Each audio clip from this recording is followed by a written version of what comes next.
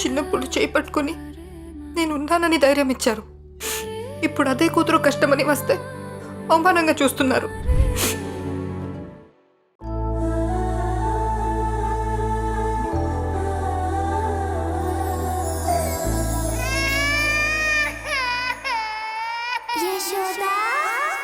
ఇప్పుడు హరి నా బావమరిది. నా చెల్లి తన ప్రేమతో హరిని మామూలు మనిషిని చేసుకుంటుందనే నమ్మకం నాకుంది.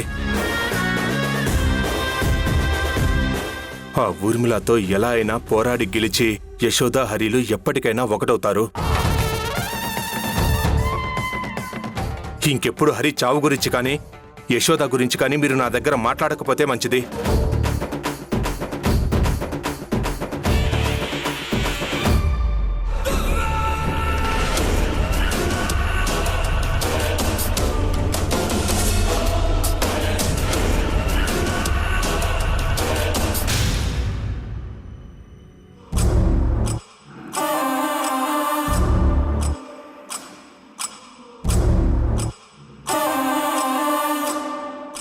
వాళ్ళ ఆస్తులేమైనా నా పేరు మీద రాయించుకుంటున్నావా?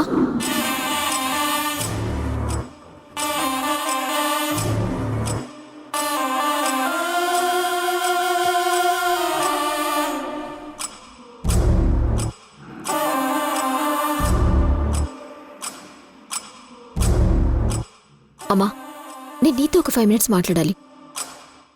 కొత్తగా పర్మిషన్ అడుగుతున్నావేంటి? ఎందుకిలా మాట్లాడుతున్నావు? అసలు దేని గురించి మాట్లాడాలి? నాకు తెలియని ఎన్నో విషయాల గురించి మాట్లాడాలమ్మా. కొంచెం ఓపిక తెచ్చుకొని ఉన్నది ఉన్నట్టుగా నాకు చెప్తావా? చెప్పు నీరజ. నేను డైరెక్ట్గా పాయింట్కి వచ్చేస్తానమ్మా. పాప యశోద ఎత్తుకుంటే ఈడు పాపుతుంది. ఎందుకంటే యశోద పాపకి కన్న తల్లి కాబట్టి. అంతే కదా? అవును. నేనెత్తుకున్నా, నువ్వెత్తుకున్నా, సంజయ్ ఎత్తుకున్నా, ఎవరెత్తుకున్నా కానీ పాప ఎప్పుడూ ఏడు పాపదు. నిజమేనా? నిజమే. మరి అలాంటప్పుడు హరి ఎత్తుకోగాని పాప ఏడు పాపేసి ఎందుకు కూరుకుంది?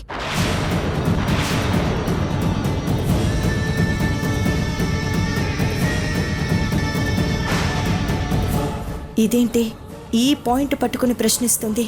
అంటే హరినే పాపకి తండ్రి అని నీరజకి అనుమానం వచ్చిందా?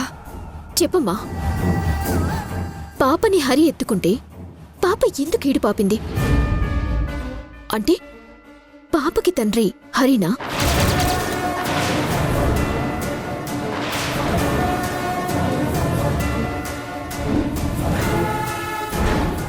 ఏదో అనుకోకుండా అలా జరుగుంటుందిలే నీరజ. ఎందుకు అంతలా స్పెసిఫిక్గా భూతద్దర్లో పెట్టి చూస్తున్నావు? లేదమ్మా, అది ఒక్కసారి జరిగితే అనుకోవచ్చు. ఇంతకు ముందు కూడా ఇలాగే జరిగింది. ఇంతకు ముందా? ఎప్పుడు జరిగింది? పాప బర్త్డే ఫంక్షన్ రోజమ్మా.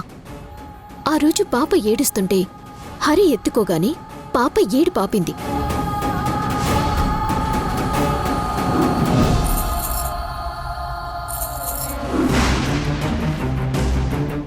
నేను ఆ రోజు ఇప్పుడు నువ్వు చెప్పినట్టు ఏదో క్యాజువల్గా ఏడు పాపిందేమోలే అనుకున్నాను. కానీ నాకు ఇప్పుడు అర్థమవుతోంది, హరికి పాపకి ఏదో అటాచ్మెంట్ ఉంది. ఏదో అటాచ్మెంట్ కూడా కాదమ్మా, ఖచ్చితంగా హరినే పాపకి తండ్రి అని నాకు అనిపిస్తోంది.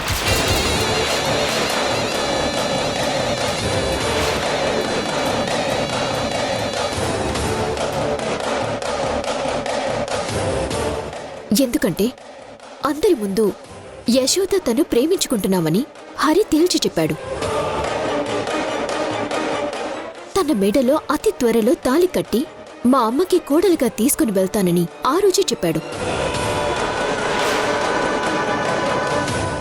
ఒకవేళ వాళ్ళిద్దరూ ప్రేమించుకుంటున్నప్పుడు ఏమైనా తొందరపడ్డారా?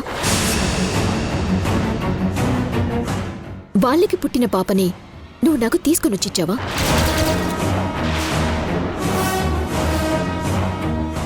చెప్పమ్మా, నిజమేంటో చెప్పు.